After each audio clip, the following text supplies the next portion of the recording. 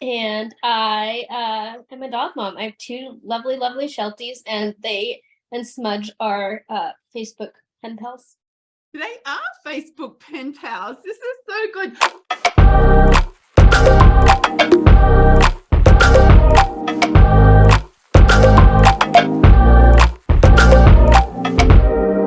Welcome to the Entrepreneurial Clinician Podcast, Alyssa. It is so great to have you. Now, I haven't told you this, but I'm actually really looking forward to this podcast today because I've known you for 12 months and you have an incredible way of being able to think about the world. And you're somebody who is moving into licensure or credentialing or having permission to do the work. And I think you have a lot of insights and opportunities for people like myself to learn what it is we don't know. No pressure, but I'll guide you through the conversation. But before we get into that, Alyssa, tell us about yourself a little bit more. You mentioned you're a dog mom. You mentioned what are you studying and why did you choose to study? Okay, so I am currently studying to pass my national licensure exam for the United States. So I'm reviewing everything that was taught and not taught in school, in university. And I really liked to relax. I really like to go on long walks. My dad and I have done 3 half marathons together. Wow. But my knees are getting old, so we're going to drop down to 10Ks and do more of those instead. That's really sweet. Your knees are getting old. Oh, your knees have served you well. They have served you really well. And I want to keep it that way. So I'm trying to listen to what my body's saying, even though my competitive spirit is like, it's just another 6.5 miles. Just keep going. Yeah. Wow. Oh, please learn that lesson now. That's very cool. So you're not 20, right? So no, that was a hot minute ago. So what made you turn around one day and go, that's it, I now want to study my master's and go through the rigorous process of becoming licensed to become a mental health professional? Take us through that thought process. Yeah, so I think I'm actually trying to remember myself as I'm studying for this exam, like what made me decide to do this. Really, it comes down to people are valuable and they need to be shown that. And if as mental health professionals, we can give them an hour of our time to help them remember that they were created to be valuable and are valued for who they are, and that's a great thing to do. Absolutely. And I'm hoping the people listening to this podcast today just got the goosebumps that I did, because that is the connection back to purpose piece that I feel like I'm put on the planet to help us remember. It's like, I want to help health professionals everywhere be reconnected to their sense of purpose. So if we can give people an hour to help them remember that they're precious and they're valuable, why would we not want to do that? Way to go, Alyssa. Thank you. Gosh, so take us through the process, because I've got an international audience and I think Australians would be surprised by the amount of effort that goes into you becoming licensed in the US. Take us through the process. So you have to do a master's degree first, right? Yes, you have to do a master's degree, which is usually I started in May of 2020 and I was done in May 2022. So it's about 2 years. Yeah. There are different opportunities to do online or in person. I chose to go online because one, I was not going to move states to go anywhere in person, and the place I live in didn't have a program that I felt would benefit me as where I wanted to be in the future as a clinician. Yeah. And then COVID was happening. So it just was, I won't say it was easier. I'm not going to give that impression to people that it was easy, but it was just the way life was happening at that time.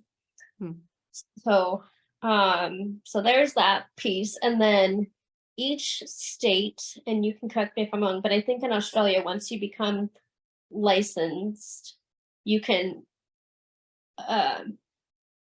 counsel throughout the country, correct? Correct. We don't have the state-based borders that Yeah. you have to deal with. Yeah. Yeah. Yeah. So we have state-based borders. So each state looks at a clinician's like, oh, okay, so you could practice in our state, but you have to at least pass the national exam and possibly a jurisprudence test, which is a test based on the legislation of that state. So, for example, after I pass my national exam, I'm thinking about taking the jurisprudence for the state of Colorado because it is beneficial in our here to have multiple licensures. Cool. However, I probably won't do that until after I get my hours in as a candidate, because you have to have a supervisor in each state you're getting your hours in as well.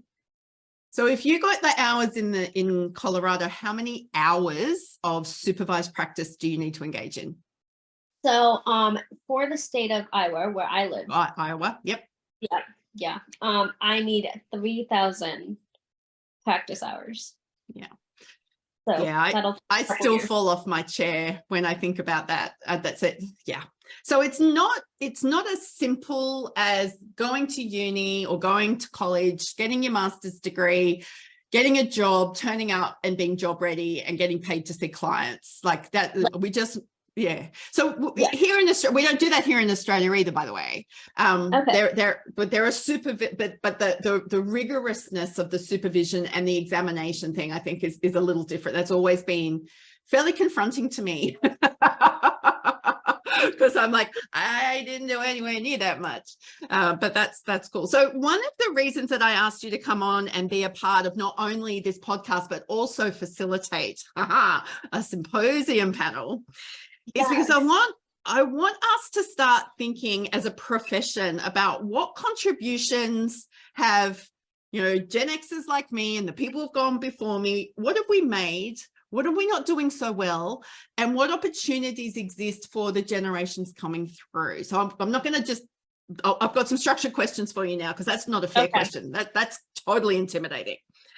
So I'm just going to, and if you are a practice owner listening to this today, or if you want to build team, this is an important conversation, because the issues that Alyssa is going to bring up are going to be the issues that your team members have. And it's going to be much easier for you to learn and listen to them in this non-threatening environment than sitting down trying to have this conversation with your team members, right? Because Alyssa's not attached to you in any way. She's just going to say it how it is, which is why we love her. So what are some of the concerns that you have about your professional future? I would say one of my concerns is AI. A lot of, there can be pros and cons to that. Yep. And with the generation, like I'm in my 30s. So as you often say, you grew up without the internet. I also did. Okay. So, okay. So now with AI coming and being more part of our lives, and social media and all that, I'm a little concerned that I'm going to say seriousness of our profession will kind of be taken for granted. Wow. Okay. So you can see AI and potentially the rise of social media conversations about mental health as somehow devaluing. Is that what you're kind of saying? Yeah, that is my personal fear. I know there are good pieces to like social media and quick videos on skills that we can gain, such as grounding skills, but we all over the world work really hard to do what we do. And as I'm studying for my exam, I'm realizing that there is a significant difference between a counselor and talking to a friend. Yeah. Yeah. Or a influencer who wants to share with you the last 6 weeks of their journey and then you get excited about it going, oh, this is going to cure my social anxiety disorder because this is what this person did. They drank water for 40 days or whatever. Yeah, I can see that. Okay. I wish I just drank one day. Oh no, I'm talking about the water only diet. Anywho, I watch a lot of Instagram. A lot of my research comes from Instagram. It's a fascinating study in human behavior. Yeah, which is great. So then, like with AI, they don't have the human as of now. I mean, they don't have that ability to like read the room and read what the possible client's trying to tell us, because we all know body language means something. Yeah. They can. We can all do it. We all say one thing, and our body's like, no. That's great. So how? And I bet my assumption here is that our higher education schools are not incorporating how we as health professionals need to become prepared for the influx of AI into study. I'm assuming you haven't got a subject on that. Yes, as I went through school and finished it, that had not really become a thing yet. Yeah. So they were still telling us to be blank slates, which we know. Yeah. And like I have said time and time again, if we wait for educational institutions, regulators and governments to make the changes first, it won't happen. We need to advocate for the change. So Joe's soapbox moment. So AI feels like a bit of an intrusion, a bit of a threat, a bit of a devaluer of our skill set. Anything else about your professional future that might concern you that we can talk about? Not. That's the main one. I think my second one would be that clinician burnout, because then they I fear that they won't want to train other younger clinicians as well as they need to be trained. Yep, I agree. Thank you for bringing that up. That's certainly a concern that I have had other people who are newly entering into the profession talk to me about, going, I can't find a supervisor. I can't find somebody who will mentor me. I actually had somebody reach out via social media going, you're all burnt out. Nobody wants to help me. And I'm like, whoa. And then my son, who is not a health professional, and because I'm his mum, he actually says, Mum, why would people want to enter in a profession when everybody is all over social media talking to each other about how burnt out you are? I'm like, good PR point, sunshine. So on one hand, we've been like, we've got to talk about this stuff. We need to talk about this stuff together. But on the other hand, we're saying to the world, maybe we're not the people you need. Like, that's a crazy conversation. Yeah.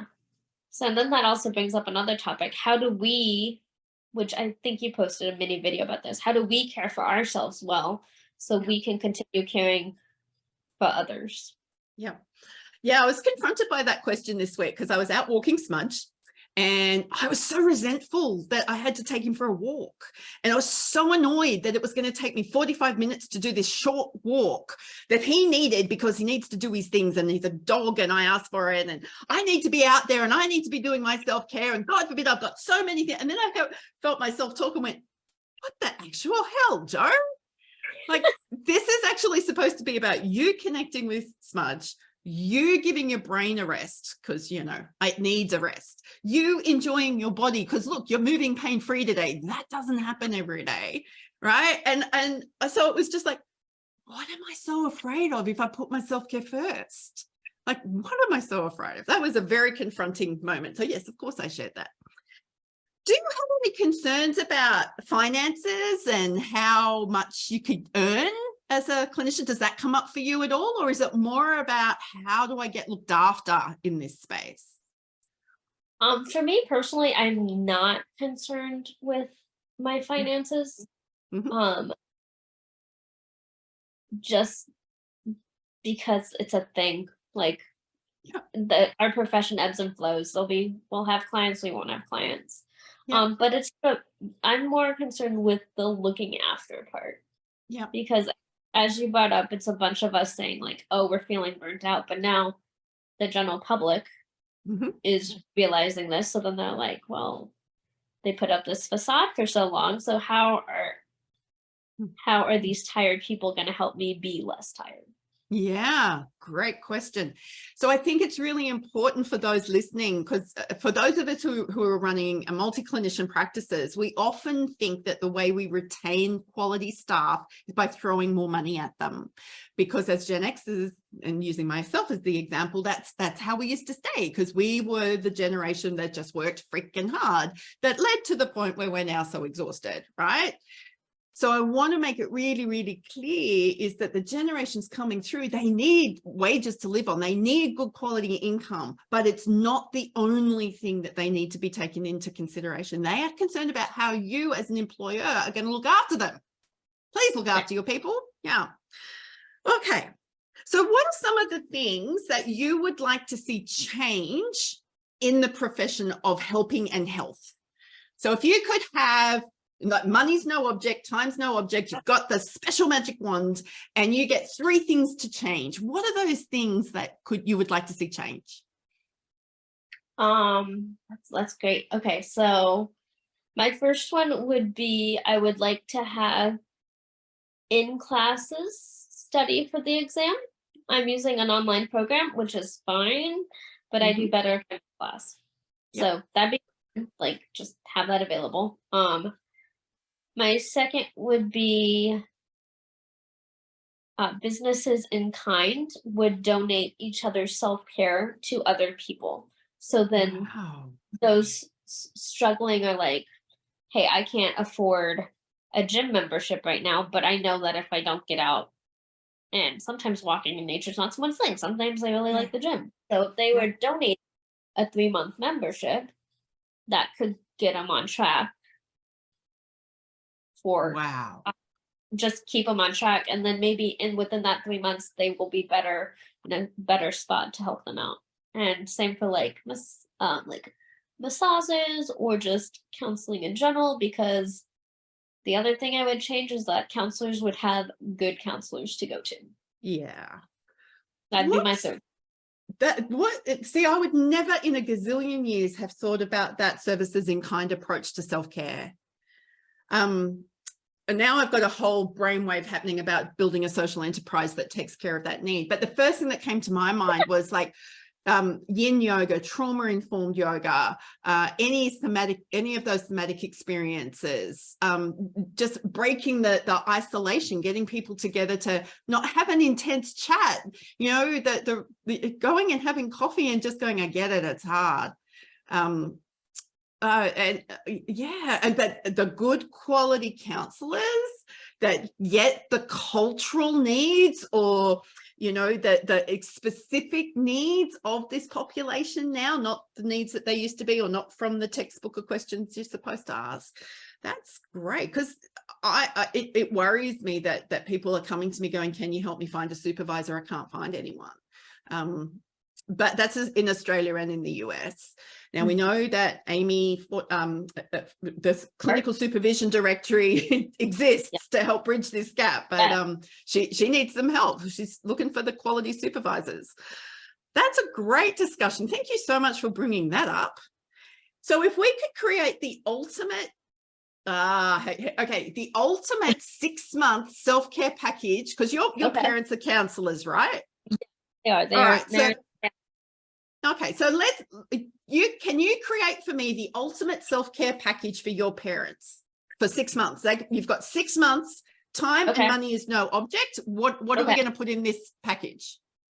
So so my parents do a unique thing where they're co-counselors and they are in the room at the same time with their couples. So it's called co-therapy. It's great. I wish all counseling was kind of like that. So for them, I would include a weekly date night. And they do that anyway, but then if money is no object, then no. I would include my dad, they are gym people, so I'd include a gym membership. Great. I'd also include on their wish list is kayaks. They really like to go kayaking. I don't like to get wet, so I prefer to watch them from the shore. Mhm. Yeah. And then I think I would also include 2 weeks paid vacation to wherever they want to go. Nice. But it has to be, but my caveat would be it would have to be a time zone away, so they can't Yeah. actually deal with work because, oh no, it's 8 a.m. and it's like Mm. midnight where they live. Mm. So then they can actually just relax. And disconnect completely. Yes.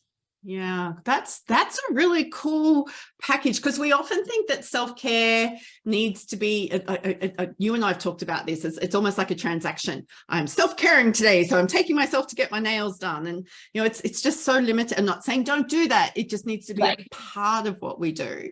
I was having a conversation. I was interviewed for another podcast yesterday, and the conversation came up as like, Joe, who are the people in your world that help you stay healthy to do this work? And we wrote a list. So the things that I have a physiotherapist in my world, because I do a lot of sitting, right? Mm-hmm. And I also have a range of musculoskeletal things that need taken care of. So I have a physiotherapist in my world. I have a massage therapist in my world because I hold a lot of tension in my body. When I'm doing clinical work, I have a clinical supervisor. All the time. In Australia, we don't stop that once we get credentialed. We need to keep that going. We've got to have that in our world. I have a coach, somebody who helps me think, right? So I have a coach in my world because it's a different relationship than talking about my work clinically. So the coach in my world. So we're up to 4 people. then I've got, the people that help me with my exercise and going out and doing all that sort of stuff. I also have an executive assistant and I have a business manager. They help me. So already we're up to 7 people to help me. And I don't think we've really spent enough time thinking about what it takes for us to turn up healthy. Yes. Yeah. That's really cool. Thank you for bringing that up. And let's see what we can do to bring about this change.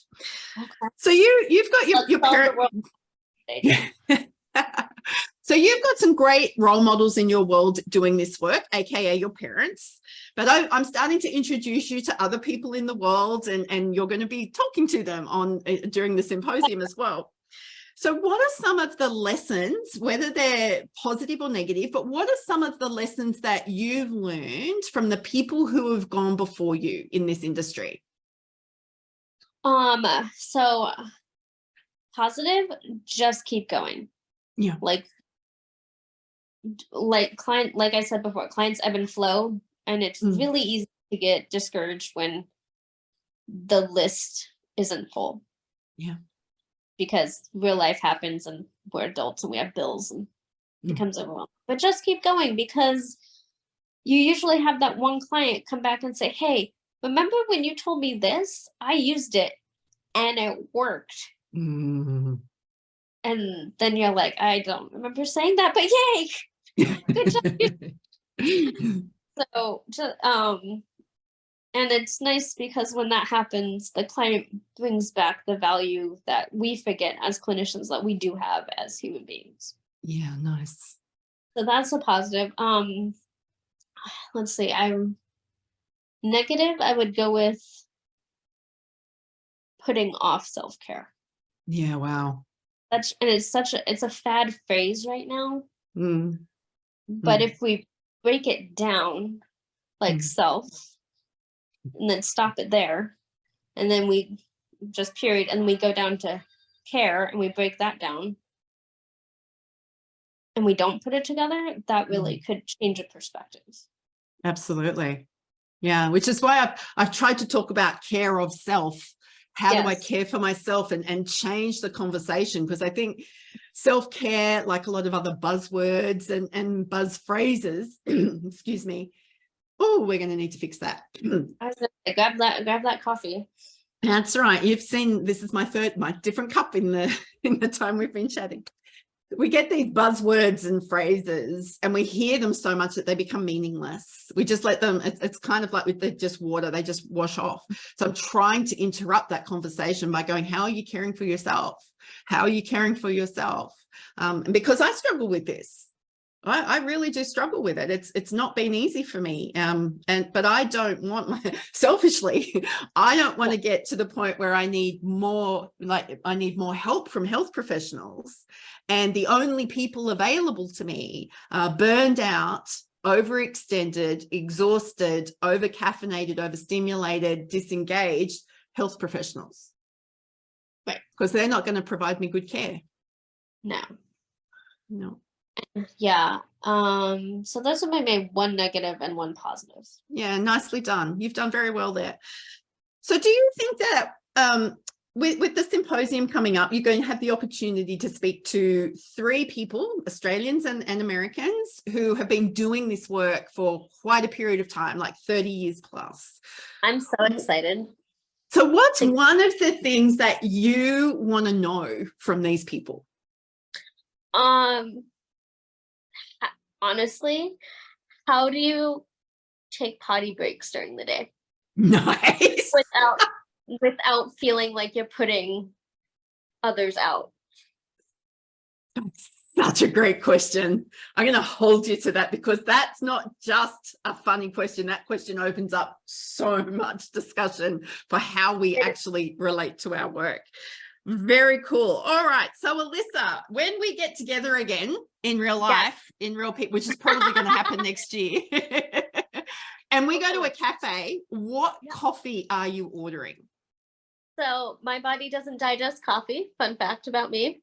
Excellent. So I drink chai. It will probably be hot always. And if my extra sweet tooth comes in, I'll probably be a vanilla chai with coconut milk, or it's just a general normal chai. Excellent. Yeah. I can do that, because that's fairly short and sweet, and I'll probably look at you going, have I asked for this correctly? Beautiful. So Alyssa, if people wanted to get to know you a little bit more before the symposium starts, where can they find you? Well, I'm not really anywhere. Oh, but you're in the Future Proofing Health Professionals Facebook group. Yes, I guess I am. But this is that proves how much I'm like on Facebook. So, but if you wanted to like read my bio, and you could go to realconnectionscounseling.com. Yes. I'm currently the program administrator there, and I just got a little short one. And you can also read all about the dogs I've already mentioned. That's great. I actually made sure Smudge was not in the room today, because I wanted to focus on this conversation. Oh yeah, my dogs are in their nap time. Great. So Alyssa, thank you so much for being a part of the Entrepreneurial Clinician podcast. I really appreciate your candid conversation with us today. For those of you who want to know more about Alyssa, more about the Future Proofing Health Professionals Facebook group and the symposium, which is coming up this September, head to the show notes, come find me on social media. Let's make sure you don't miss out. And until next time, go be your awesome self. Hey, Joe Muirhead here again. Thank you for watching this episode of The Entrepreneurial Clinician. It has been great to share guests, new information, and new ways of thinking with you. I trust that this episode today has inspired you and has helped you to reconnect to your sense of purpose as a health professional and a clinician.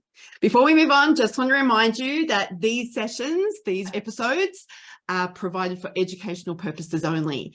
Nothing in these episodes is designed to be treatment specific or a specific recommendation about your health, your wellness, or your finances for your situation specifically. If you need assistance in any of these areas, please reach out to an appropriate professional for you to be able to access the help that you need. If you have enjoyed these episodes and would like to see more, please subscribe to the YouTube channel and make sure you leave me a comment below. And I look forward to bringing you more great, inspiring stories where I get to learn just as much as you do. Until next time, go be your awesome self.